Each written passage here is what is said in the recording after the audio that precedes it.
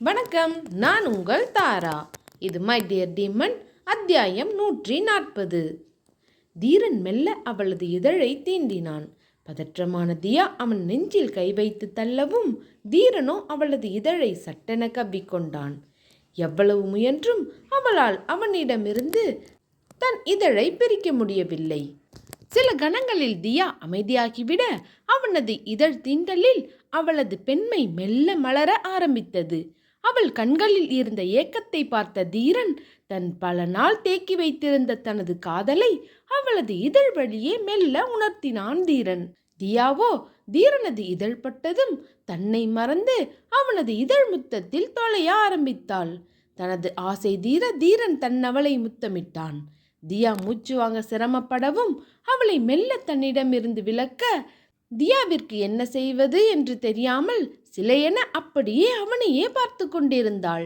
அவளது பார்வையில் தீரன் தனக்கான காதல் இன்னும் அப்படியே இருப்பதை உணர்ந்தவன் தனது பிடியை தளர்த்தவும் அவனிடமிருந்து எழுந்து கொண்டவள் எதுவும் பேசாமல் தன் உடைகளை சரி செய்து கொண்டு அங்கிருந்து வெளியே சென்றாள்.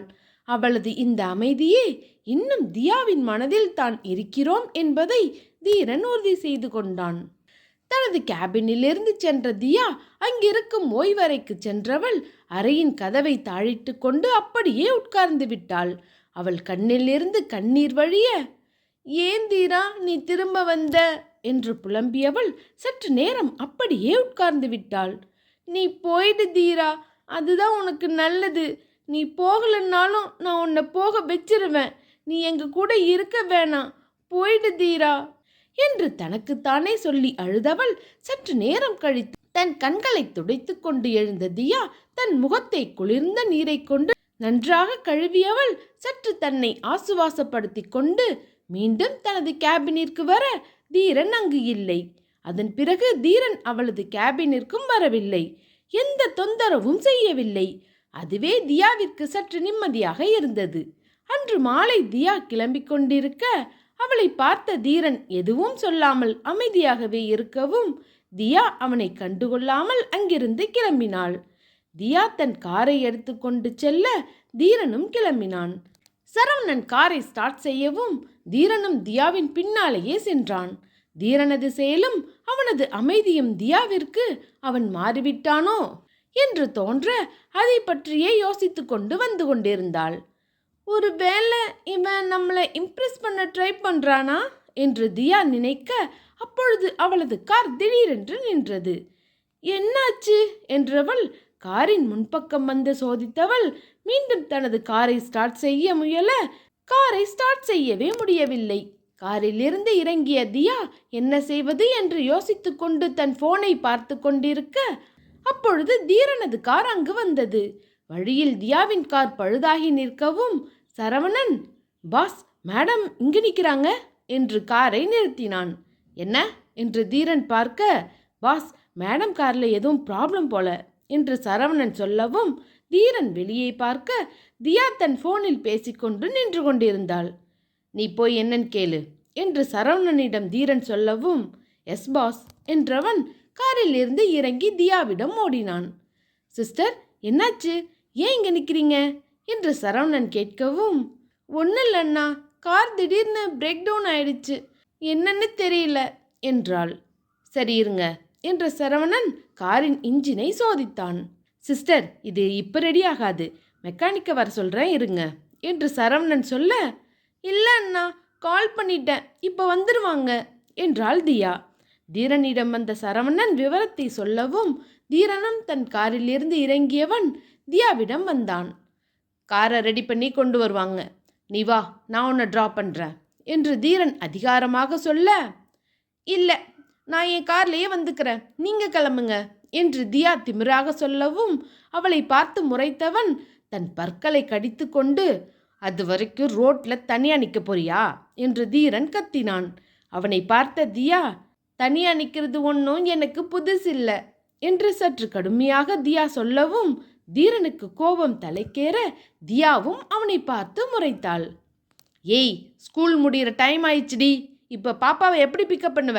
என்று தீரன் கோபமாக கேட்கவும், "அது நான் கேப்" என்று தியா யோசிக்க, அதுக்கு தான் சொல்கிறேன் வா என்றான்.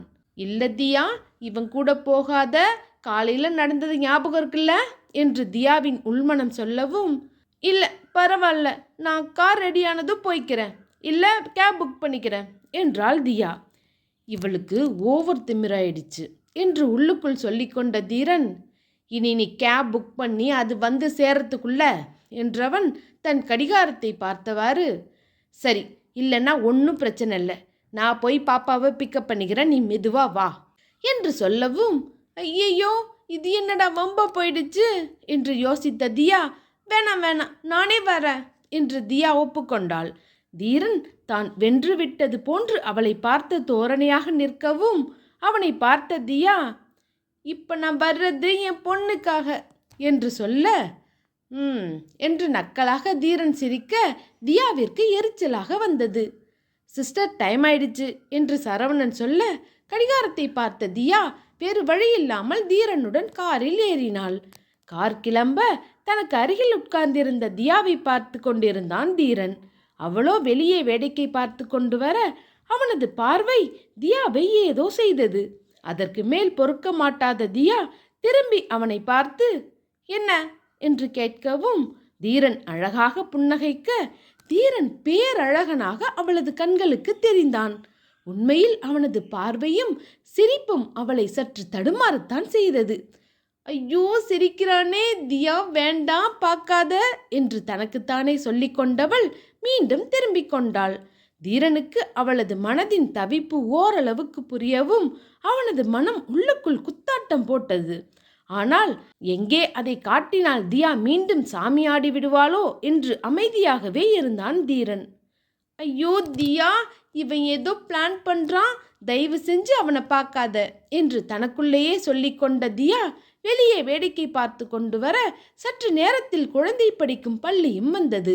காரிலிருந்து இறங்கிய தியா உள்ளே சென்று குழந்தையை அழைத்து கொண்டு வர அவர்களை பார்த்த தீரனுக்கு சொல்ல முடியாத வண்ணம் நிம்மதியாக இருந்தது.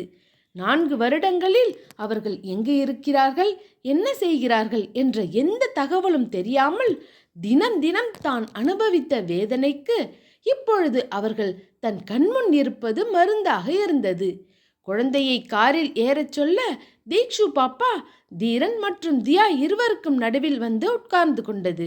தீக்ஷு தீரனை பார்க்க தீரன் குழந்தையை பார்த்து அழகாக சிரிக்கவும் அதுவும் அழகாக சிரித்தது. தியாபுரம் திரும்பிய தீக்ஷு, மம்மி நாம இவங்க கார்ல ஏன் வரோம் என்று தீக்ஷு கேட்கவும், அம்மா கார் பிரேக் டவுன் ஆயிடுச்சுடா அதான் என்றாள் தியா. சரி, எனக்கு ஐஸ்கிரீம் வாங்கி தரேன்னு சொன்னீங்களே, இப்போ வாங்கித்தாங்க என்று தீக்ஷு கேட்கவும், இன்னைக்கு முடியாதுடா, நாளைக்கு வாங்கி தரேன் என்றாள் தியா. இல்லை எனக்கு இன்னைக்கே வேணும், ப்ராமிஸ் பண்ணீங்கல்ல என்று தீக்ஷு அடம் பிடிக்கவும், இங்கே பாரு தீக்ஷு, அம்மா சொன்னா கேட்கணும், இன்னைக்கு முடியாதுன்னு சொல்றல்ல என்று தியா கோபமாக சொல்லவும் குழந்தையின் முகம் வாடியது. உடனே தீக்ஷுவை தூக்கி தன் மடியில் அமர்த்தி கொண்ட தீரன், ஒரு ஐஸ்கிரீம் தானே, அதுக்கே இப்படி குழந்தைகிட்ட கத்துற என்று சொன்ன தீரன் தீக்ஷுவை பார்த்து, உனக்கு ஐஸ்கிரீம் தானடா வேணும், நான் வாங்கித்தரேன் என்று சொல்லவும், தேங்க்யூ அங்கிள் என்று தீரனை தீக்ஷு கட்டி கொண்டது. தீக்ஷு அங்கிள் என்று சொன்னதும் தீரனின் முகம் வாடியது. அவனது முகவாட்டத்தை கவனித்த தியாவின் மனம் உண்மையில் உள்ளுக்குள் வலித்தது. ஆனால் அதை எதையும் கண்டுகொள்ளாதவள் போல், அதெல்லாம் ஒன்று வேணாம் தீக்ஷு, சொல்றதை கேளு என்று தியா மீண்டும் கோபமாக சொல்ல, ஏய் எதுக்கு இப்போ ஓவரா பண்ற என்று தீரன் கத்தவும், மிஸ்டர் இவ ஏன் குழந்தை, இவளுக்கு என்ன பண்ணணும்னு எனக்கு தெரியும் என்று தியா சொல்லவும் தீரனுக்கு மேலும் கோபம் தலைக்கேற அவன் தியாவை கோபமாக பார்த்து முறைக்கவும் அவனது அந்த பார்வையில் தியா பயந்துதான் போய்விட்டாள். அதற்கு மேல் தியா எதுவும் பேசாமல் திரும்பிக் கொண்டாள். குழந்தை தியாவை பார்த்து கொண்டிருக்க குழந்தையின் கன்னத்தை தன் கைகளில் ஏந்திய தீரன், தீக்ஷுமா அதெல்லாம் உங்க அம்மா ஒன்றும் சொல்ல மாட்டாங்க, நான் உனக்கு ஐஸ்கிரீம் வாங்கி தரேன் என்று தீரன் குழந்தையை சமாதானப்படுத்தினான். ஒரு பார்லரை பார்த்து சரவணன் காரை நிறுத்தவும், தீக்ஷு பாப்பா வாங்க போலாம் என்று குழந்தையை அழைத்து கொண்டு தீரன் காரில் இருந்து இறங்க தியாவோ காரிலேயே உட்கார்ந்திருந்தாள்.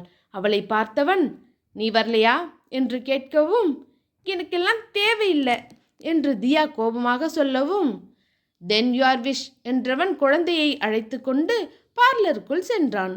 சிஸ்டர் வாங்க சிஸ்டர் என்று சரவணன் அழைக்க, இல்லைண்ணா நான் வரல என்று சொல்லவும் சரவணன் காரிலிருந்து இறங்கிவிட சற்று நேரம் யோசித்த தியா, ஐயையோ தியா, குழந்தைய அவன் கூட விடாத, அப்புறம் தீக்ஷு அவன் கூட ஒட்டிக்கிட்டான்னா இதையே காரணமாக வச்சு அவன் திரும்பவும், ஐயோ வேணாம் வேணாம் தியா, அவங்க கூட போ, கண்ட்ரோல் பண்ணிட்டே இரு என்று தனக்குள்ளேயே சொல்லி கொண்டவள் அவளும் இறங்கி பார்லருக்குள் சென்றாள். இதோட இந்த எபிசோட் முடியுது.